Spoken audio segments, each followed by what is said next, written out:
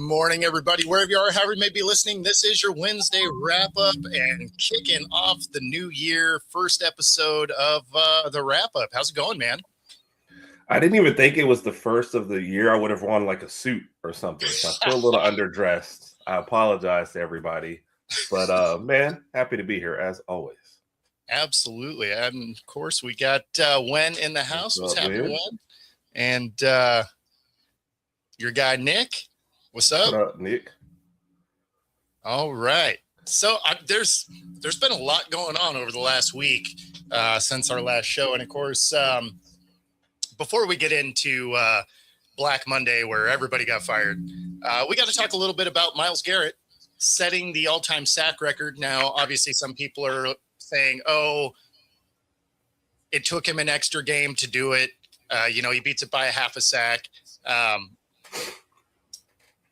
guess they're going to gloss over the fact that he did it with 130 less snaps than Strahan. Of course. So, I mean, yep. You can make the extra game argument, but he played almost 2 games less snaps. So, right. I mean, right. It depends on how did you want to look at this. For sure. On a team that was always losing, so necessarily the winning team was not always passing as much either. So there's a difference. And if you really want to argue about something, go look at Strahan's last sack to set the record. That was not exactly, the stuff of legends. So Brett Favre just like laying down for him. Scrambling out and then laying down was like, hey, here I am. Here you go. Exactly. I mean, Burrow wasn't exactly trying to escape that sack either. Right. But he was at least in the pocket. I'll say that. He was kind of stepping up, but then he just sort of sat down. He didn't try and fight through it at all. He said, okay, I'm good. and then everybody just glosses over the fact that J.J. Watt tied Strahan's record. Yes. Like nobody even brings that up. About that. No, at all.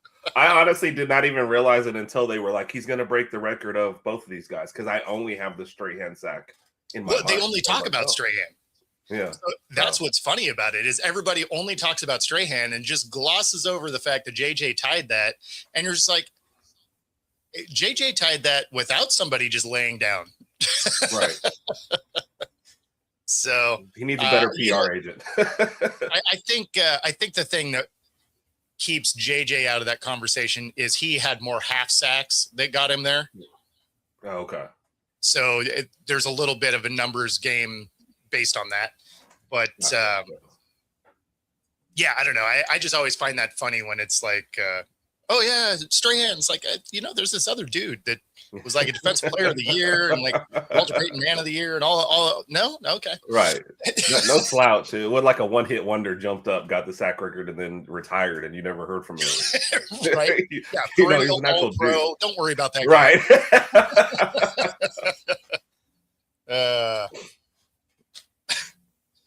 So, that being said, the Bengals were mad about the celebration. So that's what really brings this thing home. So everybody on the Bengals was mad about this. And it's funny because there was sort of a precedent for it.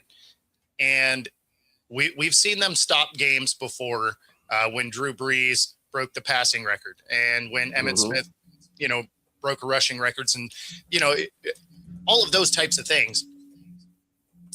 They've stopped the game. So it's not like this is unprecedented. Neither one of these teams are playing for anything. So, but the reaction of these guys were funny. So first we're going to hit Zach Taylor's reaction here. And it is, it's funny. Long conversation with the officials after the Garrett sack. What was going on there? There's 5 minutes left in our season. We're playing for our lives here. And I was never told. So let's pause right there for a second. Playing for our lives. So I get it if you think you're getting fired, I guess. Not that this win is that's what I thought at all. You're not playing for your lives. Your season's over in 5 minutes. Like you literally just said that you're not playing for anything. And now you're playing for your lives. Within 2 words, you're just like, what are you talking about? Yes. I absolutely think that has more to do with that. I absolutely think that had more to do with my coaching life than the playoff life. Because come on, man. Have you not been watching any of your games? And in a critical moment like that, and the refs just said that they made a decision that they were going to stop the game, and they said they tried to do it as quickly as possible. I didn't feel that. We didn't sub. We're trying to be ball and go and play with tempo, and the umpire just held the ball so that we couldn't do anything. And I'm yelling at Joe, get on the ball. We didn't sub. We're going, and then we couldn't play. And so, again, trying to get an answer was not easy. They just said that they made a decision as a crew to stop the game when that happened. I guess it didn't matter when it happened. It just, they were going to stop the game and let it happen. And you weren't informed of that? No, I was never informed of that. They didn't say one word. We meet with them in the 90-minute meeting before the game. They never said one word about that.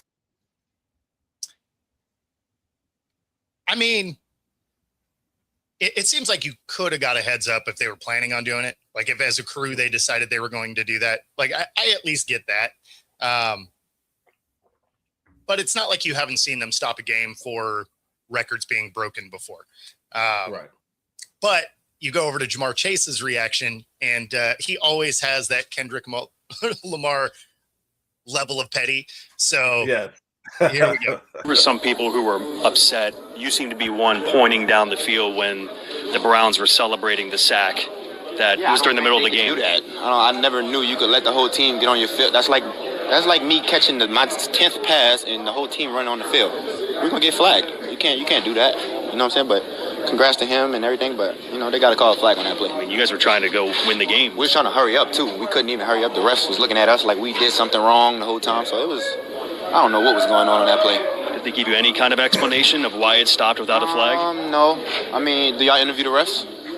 Apparently, Zach said the refs told him after the fact that they had decided they were going to stop the game, but never informed the coaching staff. Stop the game to let them celebrate the moment. Well, I hope. Well, they better stop the game when I do something in my back end. That's all I got to say about that one. Like, there's so much petty all through that. Yes.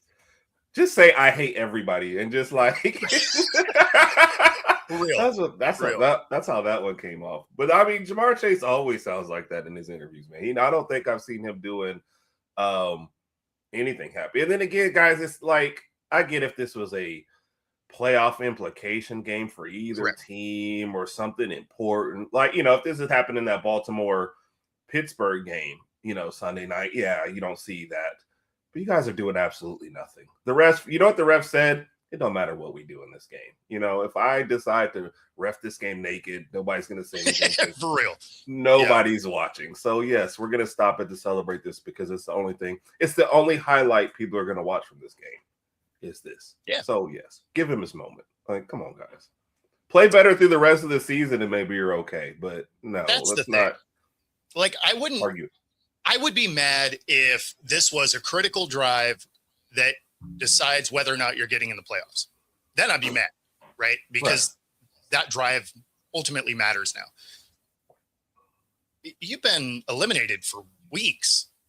Yeah. It's not like this was particularly close. It's not like you have to beat them to move on or anything like that. Like you're trying to win a meaningless game that ultimately, if you win, actually hurts your draft stock now. I mean, the only thing that even kind of makes sense is you wanted to have one last showing to not get fired because, let's be real. He was on my list of guys that I thought was going to get fired. Right. Yep.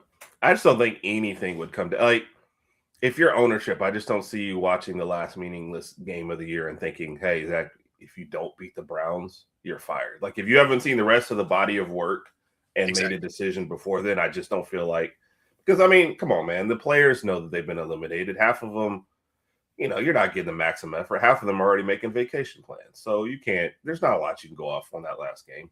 I also love the fact too, and all that complaint, we were trying to go hurry up. You guys just took a sack. Like, what do you mean you're still trying to go hurry up? I love the protection on that play. No.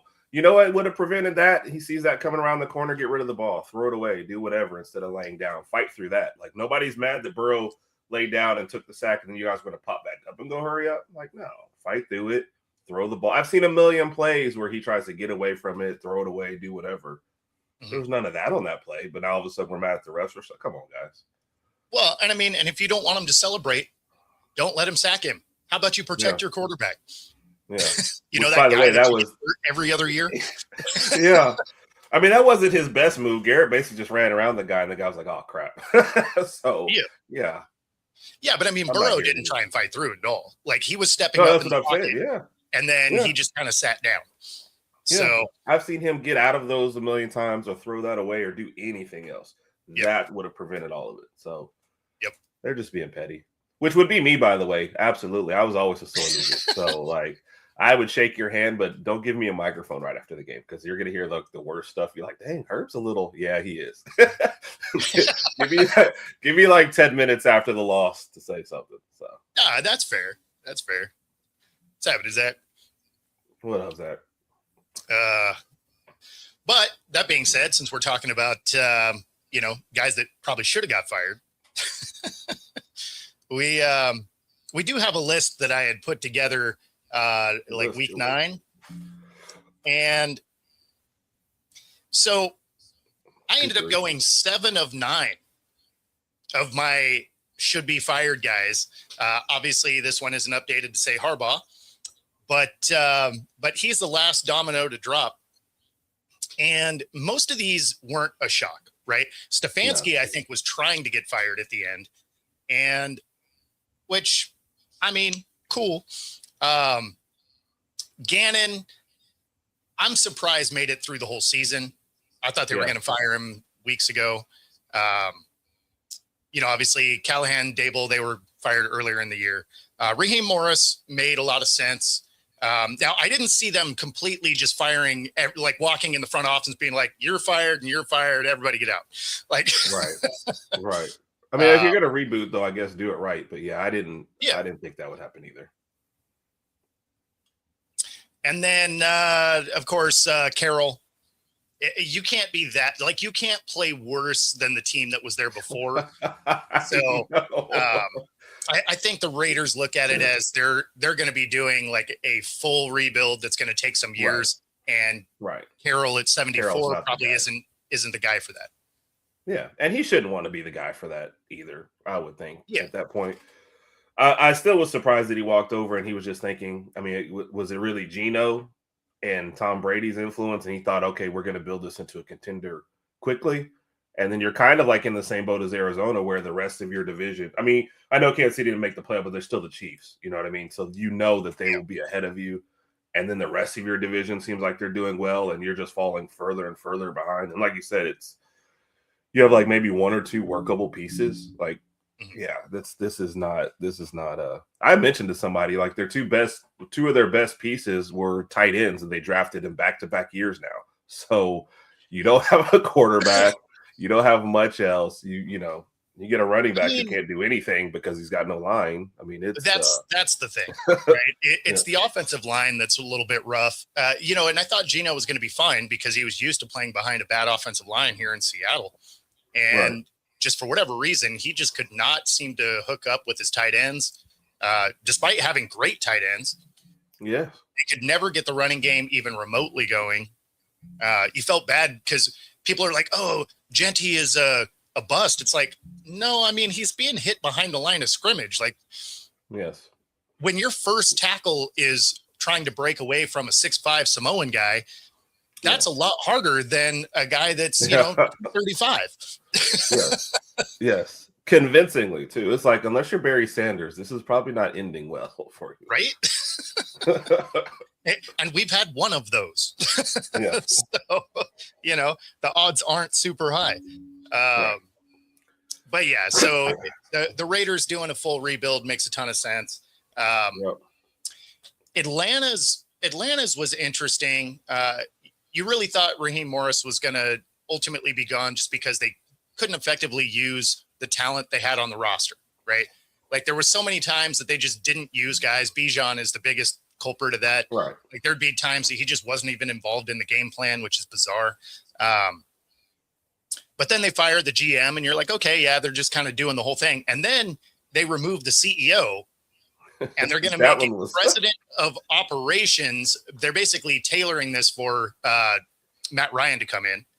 And they're like, Matt Ryan's the front runner. It's like, well, they created the position for him. So, I mean, that makes sense. But I think the part of that position that's a little bit wild to me is the president of operations is going to have final say on roster moves, which takes power away from your GM.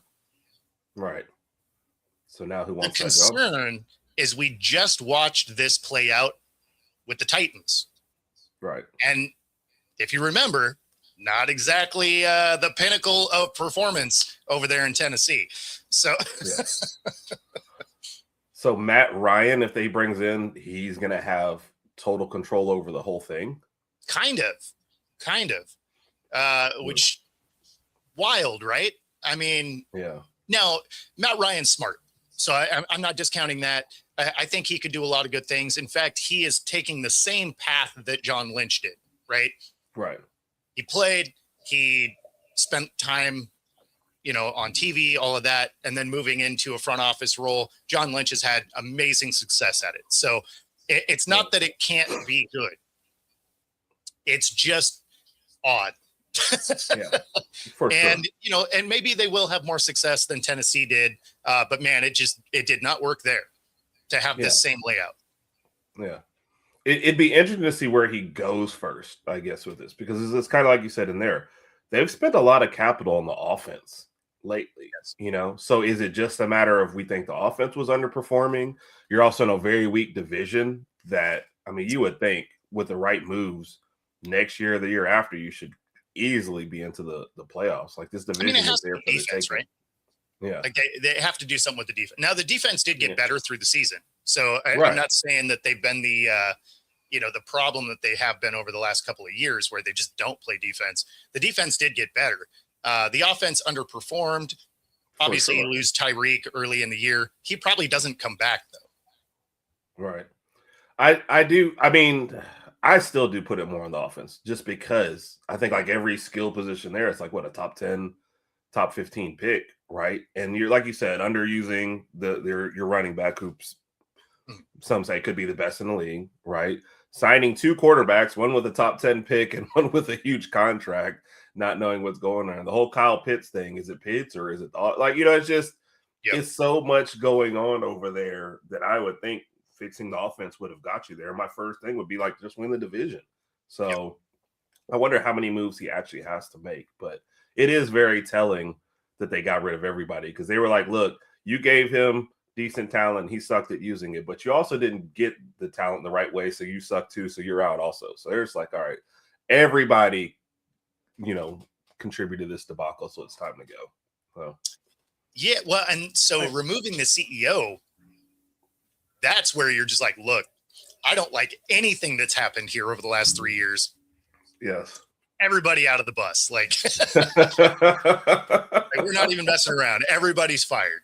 If you are standing in this room right now, grab your stuff. Yes. You broke up with a girl, then you told her best friend you don't like her, and then you blocked her parents at the same time from ever contacting you. And her friends and someone that met her at the store once. Like you're just like everybody out here. Yeah. No, and of course they're interviewing other people because they're required to. But yeah, that job was basically tailored for Matt Ryan to come back. So, and of course, the biggest shoe of all of them drops yesterday with Harbaugh getting fired. Not that it was the biggest shock in the world. I thought the only part that was a little bit shocking about it is the fact that it's the Ravens and they don't have a history of just firing people. Them and the Steelers, right? Like they're two teams that really hang on to their guys. And Harbaugh was there, 18 years, 14 or 12 rather, trips to the playoffs, 4 AFC championship games and a Super Bowl. The last 4 years, obviously they missed the playoffs this time, but the 3 years prior, they get to the playoffs, they double-digit winning seasons. So, I mean, it's not like there's it's not like they've been bad, right? So this lets you know that the NFL truly is the what have you done for me lately. Now, we've made the case for him getting fired for, the last month and a half, 2 months, where it's like in big moments, he stops using the best elements of his team. And so I get the firing. I was just a little bit surprised because it's the Ravens. Right. No, for sure. And I know this last game came down to a kick, but one of the things you'll still notice, Derrick Henry having a great game, 5 carries in the second half. Yeah, you know, exactly. that playoff game 2 years ago at home against Kansas City, defense holds them scoreless second half. Your running backs have under 10 carries combined for the game. It's things like that. And then the most blown, leads in the last 2-3 years as well. Oh, easily. All of these things just kind of come down to, we have a lot of talent on this team. We've invested in all the parts. The defense actually got a little better as a team, the year went along. And for whatever you think of the offense, they've given him like several pieces, all over the place.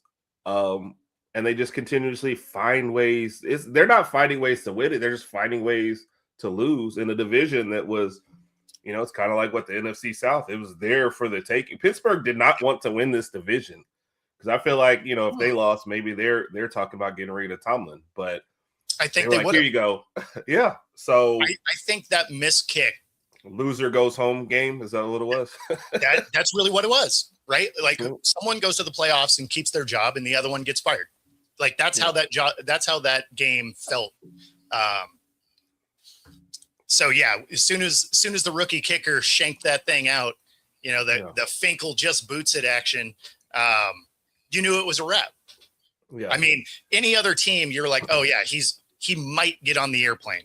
But because it was the Ravens, you're like, I don't know, he might get another year. Yeah. So, when was the last time you saw a game 2 end on 2 missed kicks in a row? Like, neither team wanted this game. The quarterbacks were trying their best, and the kicker's like, dude, I don't feel like playing anymore. Like, I just want to go home. I hate this the kicker's standing back there going, Cancun on 3, go. So, I don't know. Like you said, not a total surprise, but I mean, there were just elements there that it came down to bad coaching, and you looked at it and said, all right, man, you're not getting this done. So it wasn't that hard to see. And Rob, McDaniel, like, he might get fired, but I think that'll have more to do with whatever GM they bring in, right? Because ownership already said, our GM's out of here. McDaniel, you're our guy, at least for this next year. Now, if the GM they bring in has a different guy in mind, then maybe they do move on. But from what I've heard, McDaniel is actually going to be in the process of getting the new GM. So if that's the case, then McDaniel's definitely not going anywhere. Honestly, with Harbaugh being out there, probably the most attractive job, and the one that I would expect him to take, is the Giants job, because they have a top 5 pick. They have a lot of young talent. Yeah. And that is a program that can turn around right away, especially in the division they're in, because you have Washington as one of the oldest teams in the league. So they're not going to be, they kind of missed their shot. Like, they had lightning in a bottle, but it was a very short window. Dallas is, Dallas. And so they have to contend with the Eagles, which, have a tendency to get in their own way a little bit. So it's a division that the Giants can do something with. So of the jobs that are available, that's probably the most attractive one, because the other ones have such glaring issues. Like, Raiders need everything. They have the first overall pick, but they need about 25 other picks. You're looking at Atlanta would probably make some sense, because they do have a nice roster. They just couldn't figure out how to use it. And a winnable division. For sure. Yep. I mean, the Giants and Atlanta would be the two that I would expect him to actually want to go to. And then whichever one he doesn't go to, Stefanski probably does. Right. No, I think that's, because you look at even kind of the other ones, like Arizona, to me, what do I always say whenever we used to play that game on another show, who do I think is the most stable? If you already know who your quarterback is going forward, that's like the job you want to really kind of start with. Now, Atlanta's interesting because you think your quarterback is going forward because you did the top 10 pick, but at least you have more pieces. And like you said, with the Giants, I think I mean, I don't even know we're going to talk about it, but the Eagles, like I said, can't get out of their own way. Hey, we have a chance at the number 2 seed, but we'll just sit back here at the number 3 seed and just be fine and not try to win this game anyway. So I think they're gettable at any moment. So the Giants' job is way more attractive, I think, than people realize. And there was already a report out there that Harbaugh had been contacted in the first hour by 7 teams, and there was there's 7 openings. So he's still a good coach. It was just I think sometimes you just get to that point where you're like, look, we need a new voice here. This has kind of run its course. You didn't necessarily lose, but you're not winning with what you have, so it's time to go. So I get it for sure. No, it's I would imagine every team that has an opening, and maybe even a couple that don't, right, made a phone call, right? Yeah. I bet there was some back channel phone calls from teams that didn't fire their coach yet. They're like, hey, what if, purely hypothetical, if we just shove some money at you, would you want to come out here? Now most of the teams in the playoffs are probably not the ones that did it, but there's definitely some other teams that are around that would kick the tires on that. Yeah, for sure. I see the last one. I wouldn't go to Cleveland. There's zero chance he goes to Cleveland. Yeah. So it's funny because there's been a couple of people that have mentioned this to me, and there's no way you go from one of the most stable franchises in the league to the most dysfunctional franchise in the league. Yeah. There's no way you do that. Why would you hurt your own legacy? Go somewhere where you actually have pieces to win. When you look at this Browns team, on paper, it's looked good for the entire time Stefanski was there, except the ownership kept playing around with who you had at quarterback. Yeah. And that was the biggest problem. If your quarterback situation isn't figured out. Yep. And that was it. Like I said, we used to play a game on here on another show, and it was like you had to slot all these teams into future stuff. And I always gave the team that had their quarterback situation figured out like the best slot in the game.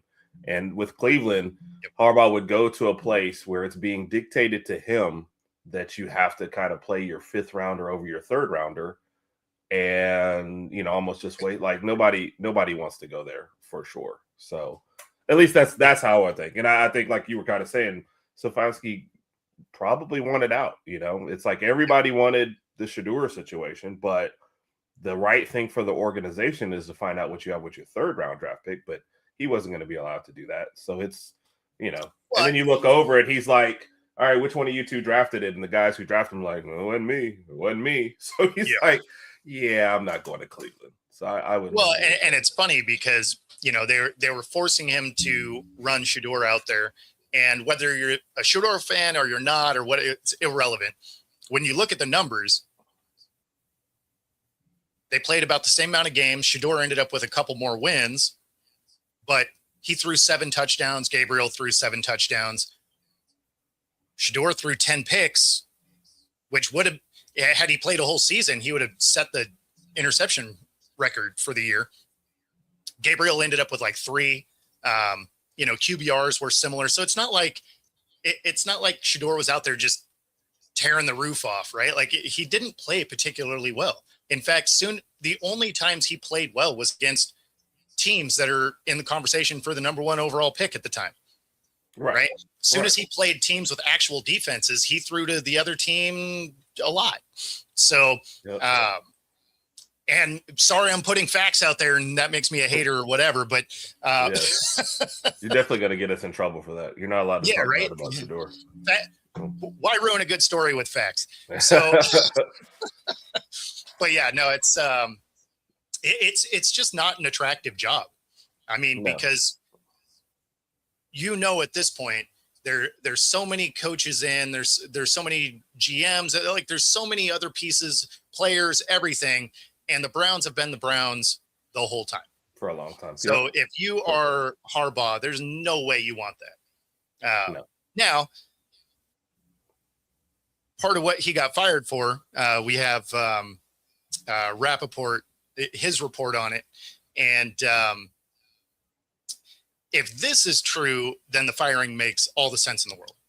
dramatic decision did not come about in the matter of minutes, Tom. It really was the product of several conversations between Eric DeCosta, the general manager, between John Harbaugh himself, between players soliciting plenty of opinions from players, from coaches. And yes, it did seem like John Harbaugh himself, to my understanding, was surprised, felt he was in good standing, wanted to run it back with his current staff, including the offensive coordinator Todd Monken, including defensive coordinator Zach Orr, planned to be with the Ravens for years to come until he was informed that he is out. Now, as far as why John Harbaugh is out, among the reasons, it is not just they didn't go far enough in the playoffs. My understanding, after talking to several sources involved, is that simply Harbaugh lost the locker room. If you lost the locker, like if you lost the players, then yeah. Then that's you know, it. Yeah. Then you got to go. See, there we go.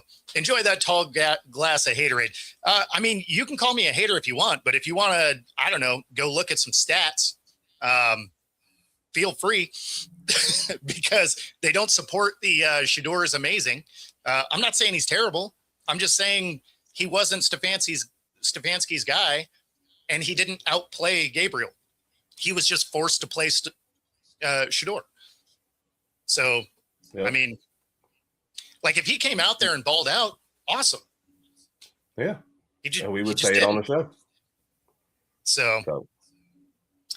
But yeah, that's one reason why I hate discussing. Yeah, well, that's one reason why I hate discussing Shedeur, because if you said, "Hey, Shedeur didn't have a good game," all of a sudden you're a hater, and that's like been consistent. So, oh, gotcha.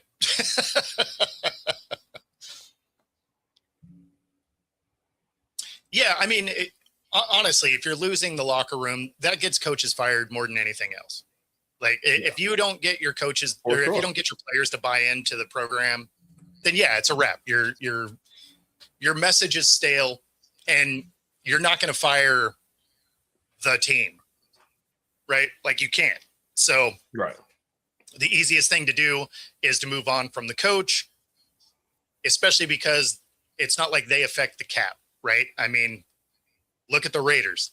They're going to be paying 6 coaches. They haven't figured out who the 6th coach is yet, but the 5 that they're going to pay in 26 is $50 million to coaches not coaching for the Raiders. So pretty crazy. Yes. Mismanagement at its finest. I mean, winning cures all. They just didn't win this year. Yeah. Right? Had they hit that kick and made it through the first round, I think if you were a first round exit, Harbaugh still gets fired. But if you make it into the second round or you get to the championship game, I think he's there moving forward. Yeah. So I think this purely fell on that game, that kick. You make the kick and you keep your job. You miss the kick, you get fired. I love this last one. Winning is an option. See, I think I'm sorry, man. I think you guys are primed to do some stuff, though. Yeah. Like, if you guys make a real effort to go get Harbaugh with the young talent that you have, a top 5 pick, like you guys could be a up and coming team contending for that division next year. Yeah. So I think your biggest key is if you guys have decided Dart is the guy, tell him he's got to start protecting himself, or this is not going to be a very long future. So I think that's the evaluation you got to make. Yep. I don't know. I think it'll be interesting. That being said, we are a little over our halfway point here. And so we'll apologize to our radio audience. If you were waiting on some smooth jazz, you are about 4 minutes late. That being said, if you are listening on 97.3 ICU Radio, we appreciate you listening in. And of course, if you want to catch the second half of our show, come over to YouTube at Football-Talk and catch the second half of that. Otherwise, we got some smooth jazz headed your way. All right. Next time I'll just start singing smooth jazz at 30 minutes and just see if that helps. No? Yeah, no. I saw your message, and then I was like, let's finish this thought. It's all good. The Virginia Slims of the NFL. Good grief. Giants fans are kind of just conditioned at this point, huh? It's like, what's up, Alex, man? Good to see you. Like they're just battered and bruised. But I've been saying this for a couple of years. If they would just decide on a path, man, it's not that bad for the future. Just stop thinking you had to win the last 2 years and start building. But wait out a couple things. And then, like you said, Washington went for it, and now that looks like a bad decision because, like you said, you got really, really old really quickly, and now you're not even sure if you've got who what's going to go on with your quarterback. Golly. I just fell down the stairs a few times. I'm sorry, man. I did just watch Staircase. Yeah. No, I mean, if you're a Giants fan, you have to be encouraged moving forward if they get the coach right. Now, if they somehow mess this up, like I feel like if you end up with Harbaugh or Stefanski, because the Browns weren't bad because of Stefanski. Like, let's just put that out there. He didn't want the Deshaun trade either. Like he had parts of his stuff dictated to him, and it was the most important parts of his roster, right? Right. And so there's no way he's as bad of a coach as it looked like with the Browns. And you could tell at the end, he just wanted to be fired. Like, right. It's the only scenario where I have to imagine he let out a sigh of relief when he got the phone call that said you're fired. He's like, oh, darn.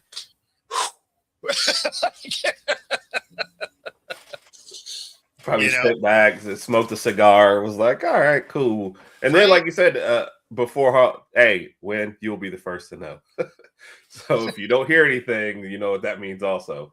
I think right before Harbaugh, they were already talking about Stefanski was like the top name on the board until Harbaugh came along. And like you said, he might not get his first pick, but he'll at least get his second pick for sure. Like for him, there's no, hey, I've got to go pick a job just to have a job sort of situation. It's like, no, if I want to continue to do this, then I got a choice. What's up? Wait, that's it? Like, well, no, he can't talk a lot. He's like 40 minutes late. Yeah, but usually it's something like, hey, it's Herb's fault, I'm late, or something. Yeah, like, I don't know, I'm just a little disappointed. I didn't know what time it was. Yeah, I'm just disappointed. Let me give you this, and it might be encouragement if you did end up with Stefanski, and that is the fact that the Browns can never get their quarterback situation correct, no matter who the coach has been. There's a reason that they have a jersey with 40 names on it, a lot of which were top draft picks. And it just has to do with the fact that ownership and the GMs really don't have a good eye for talent. And so you can, like, some of it is on Stefanski, but they kept giving him guys that don't work with the system he wanted to run. Right. So, I mean, I'm not saying he's absolved from all the issues, but they had great defenses and, through the years, weapons, they had options, and they could just never get the quarterback position right. Yeah, no, repeatedly. And like I said, we've talked at length about this one, but you even said it when they drafted Gabriel. Hey, he fits the system of what they want to do. Yep. And then they torpedoed him by getting somebody more high profile after him. So now he's in limbo. And, it's one of those, you could see him out of a job in Cleveland in a couple of years. And does he fit anywhere else, because of size or because of the Cleveland stink on him? No one will know. But they just make bad decisions over and over. So that's why it's hard for me to say, was it really Stefanski, or they gave him a world-class defense and nothing to figure out on offense year after year. So. Well, I mean, and everybody, talks about Gabriel struggling also. You're like, okay, he did, but he also didn't start the season either. Flacco did. Right. Like everybody just forgets about that for whatever reason. And you're just like, okay, well, they're like, oh, but Shedeur didn't get first team reps. Gabriel didn't get a lot of first team reps while Flacco was playing either. And then, but they're like, but he didn't get any reps when, Gabriel started. Well, of course, because you have a rookie quarterback that needs as many snaps as possible because he didn't get a lot of them prior. So, I mean, the arguments have been hilarious. But exactly, Gabriel Stefanski's guy. Sanders was forced on him. And you could tell at the end, he just wanted to be out of the situation. So that worked up. Yep. Yeah, backups don't get first team reps. Like, I don't know why this is a shock. Like, this is true across the entire league. So but no, I mean, if you were to get Stefanski, I think you'll be pleasantly surprised. He's a good coach. He just happened to be in a ridiculous location. And yeah, Tomlin probably doesn't get fired. He had just signed his 3-year extension last year. So, I mean, yeah, I feel like they're about to lose again in the first round. And they are kind of, and I'm a Tomlin guy. I like Tomlin. I just feel like you're at a point where has this run its course? Is it time to get, a fresh voice in there? Because the goal every year can't be to finish above 500 and maybe go lose the first round of the playoffs. What are you talking about? The standard is the standard, and that is the standard. One and done in the playoffs. That is a bad standard. And no, Aspen's just asleep. She's right here, but she's asleep.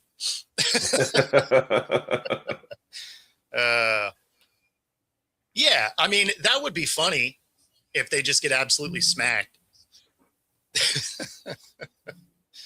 So, and of course, we do want to talk a little bit about that. We have the wild card round coming up this weekend. And there are some teams that are about to get smacked, in the first round. I would imagine the Rams will want to exact some revenge on the Panthers from that game earlier this year. The Texans are probably about to beat the brakes off the Steelers. Yep. The rest of the games are a little more interesting. Bears are favored at home, except it's against the Packers. And the Packers are in their head. So despite the fact that the Bears are a better roster across the board, it would not shock me if Green Bay goes into Chicago and wins this game. Yeah. It's an interesting one when that happens, right? When it's even just beyond matchup, like, this player versus player. And it's just like, yeah, this team just owns you, especially this time of year. And they don't care. You wonder, does the Parsons loss come back in this, or does it even matter at this point? Can they just trot out anybody and still win this game? So, and in Chicago, honestly, ready for this success. When you've been down that long, sometimes that first playoff game, there's like a little, we made it. And then are you still up for the next game? I think when you've been down. So I don't know. That's an interesting one. So, I would definitely be watching. I think the Bears win. So, for pick'ems, right? I'm taking the Bears here, but it would not shock me if somehow Green Bay comes out and wins. Now, I think the Parsons not being there and some of the other issues that Green Bay has. They're banged up for sure. Yeah, it keeps them from winning. Like, I think Green Bay is a one and done, but it would not shock me. Like, if you were betting on this game, I would put normal money on the Bears, and then I would throw some money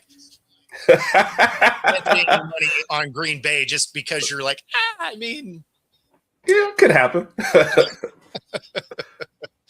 No, I'm with you. Nothing would surprise me in this game, like, at all.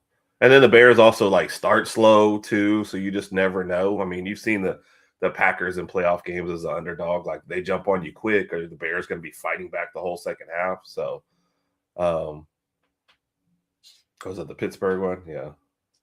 Yeah. Well, I don't think we lose again like the whole playoffs, or just don't lose again this first round. Because that Houston defense is for real. He's citing DK being, the savior there, I guess. Good luck with that. We had him for a few years here in Seattle, and he cost us a lot of drives that could have won games. So best of luck. This one is probably more interesting than I would have gave it credit for, is the Bills heading to Jacksonville. The Bills are favored on the road here. Right. That has to only be because of Josh Allen, and everybody's just expecting Trevor Lawrence to turn back into Trevor Lawrence and turn the ball over. Yeah. The Jags are the better team overall. Yes. Which felt and weird. Playing better. Yes. Yeah. I was wondering, were We're gonna have to do the Heimlich, or you got to just shock you or anything. Yeah, no, I Is mean, he okay? No, I mean, just because you're not used to saying that, but you know, they get to 13-4, and down the stretch here, they've looked really good. Yeah. They've looked like a very complete team, and I think the Bills potentially get knocked out right here, which could open another coaching spot. If the Bills go one and done here with no Lamar and no Mahomes and no Burrow, right? Everybody's like, oh, the Bills have the path because they have Josh Allen, except they don't do other things particularly well, right? Like the defense isn't great. And if Josh Allen has an off night, they lose to everyone. Yeah. So he would have to put his cape on and be Superman for the next 4 games for them to win a championship. Can he do it? Of course. Will he do it? It's tough to be a superhero every week. Yeah. Because as soon as you get into the playoffs, the other teams are good. Yeah. And like you said, man, this one is definitely it's Vegas, so they know what they're doing in this game. You know, they're going to get money on both sides because of that line. But if you've watched these two teams over the last month, you'd actually be like, oh, no, Jacksonville should be favored, and not just by like 1. You know, they are playing a more complete game. I just had to look it over. Trevor Lawrence, 1 interception his last 6 games. Yep. What was the last 6-game stretch where you were like, yeah, Trevor's only thrown 1 interception? It's usually like he throws one just because. That's it. Yeah, I don't think that's happened before. No. And traditionally for Jacksonville in a have to beat a bad team, you know, like I know it's the Titans, but in a game like this, you'd see them, you know, it'd be tight just because it's Jacksonville. Instead, they say we're going to blow this game out, leave no doubt by halftime that we're winning this division. And, you know, they are overall playing better than Buffalo. You know, you slow down Allen or wait for that one mistake, Buffalo's done. You know, that's the margin of error right now for that team. So it's one of those I'll be waiting until Saturday to make a pick, but I'm still leaning more Jacksonville than I am Buffalo. Jacksonville is probably playing the best football in the conference. Like, I mean, I can't fully believe in the Patriots just because they had the easiest schedule ever assembled. And then the other teams are all flawed on the AFC side. So, I mean, you look at the Jags, realistically, especially down the stretch, probably playing the best football in the AFC, which, again, felt weird coming out of my face. You know, shout out to Travis, though. Your team's doing work, man. They are.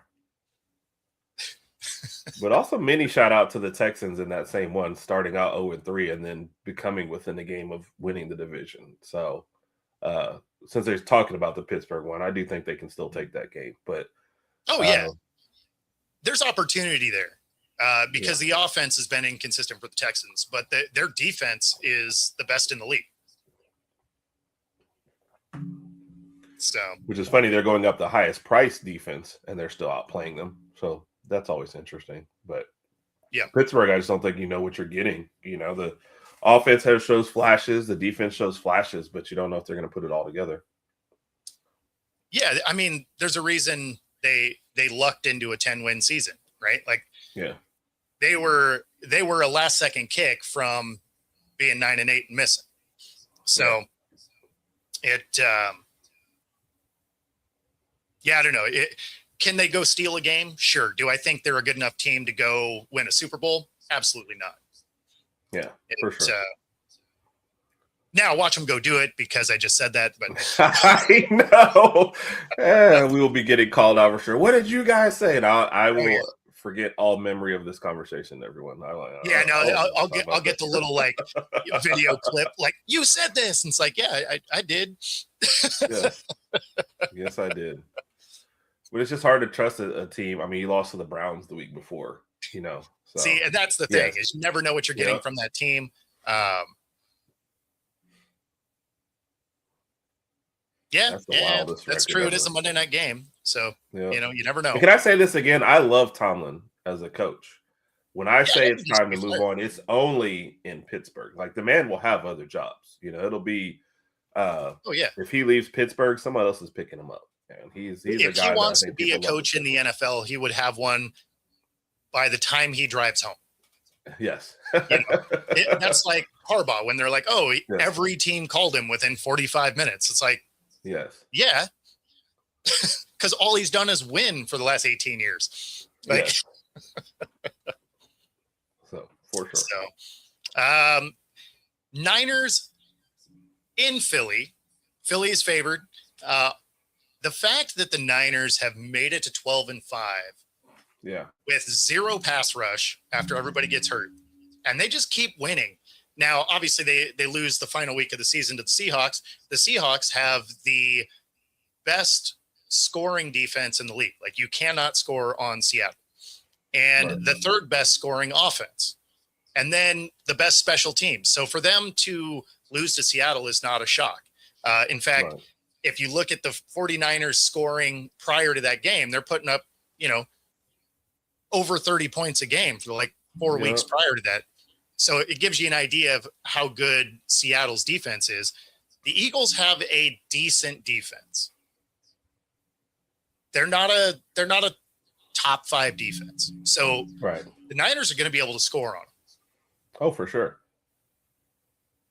The thing that the Niners don't do well is play defense. Their defense isn't what it was to start the season.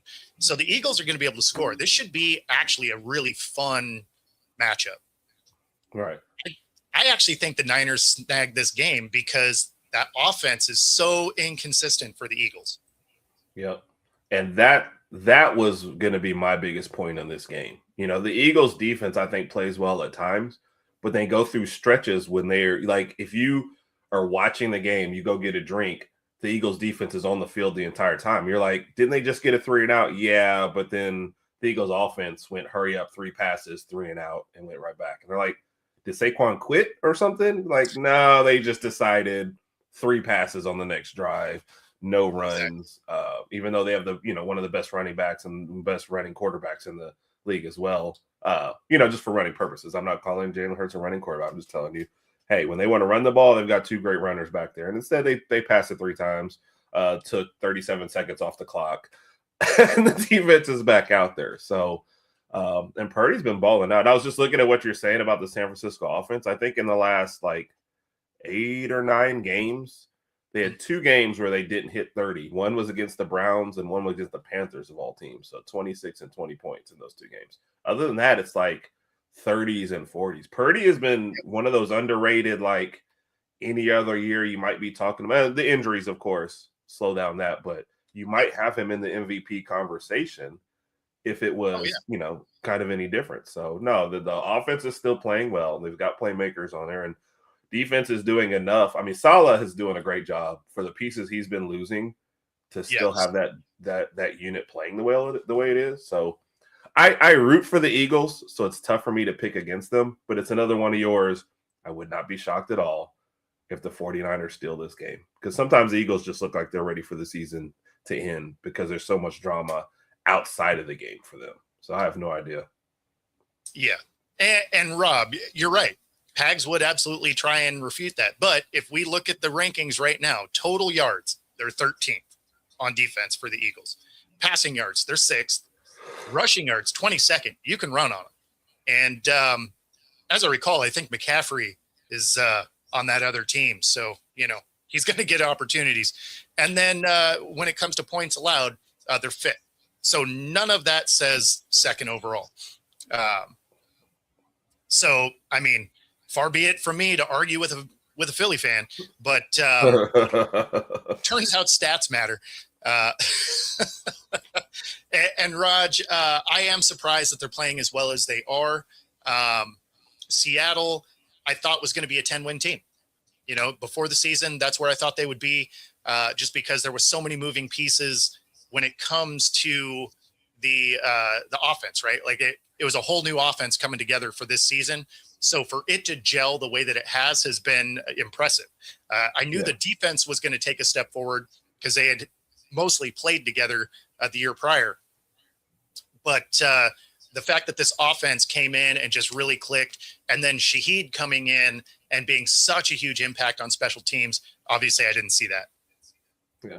Can I also say this about Seattle? It's not like they did it in a terrible division and had a good year either. Exactly. They did it in the best division in football, where they're 14-3 and still didn't win. Enrique, always good to see you, man. Appreciate you. They did that in a year where they went 14-3 and still had to win on the last game of the year, just to win the division. That's kind of ridiculous too, as well. So, and against a team that you thought, would be third easily. So with the Rams falling in the last game. So no, it's an accomplishment already. But when you look at how good the division is and winning it and get the number 1 seed, that's even better for them. So definitely kudos to them. Absolutely. No, I mean, I think at the end of the day, your representative from the NFC comes from the West. Yeah, I think so. I don't see that's what I was kind of looking at. Yeah, I don't see any other NFC team that I really believe is that team. When you look except at for the Panthers, right? Yeah, the Panthers are killing it. They did play well down the stretch, though.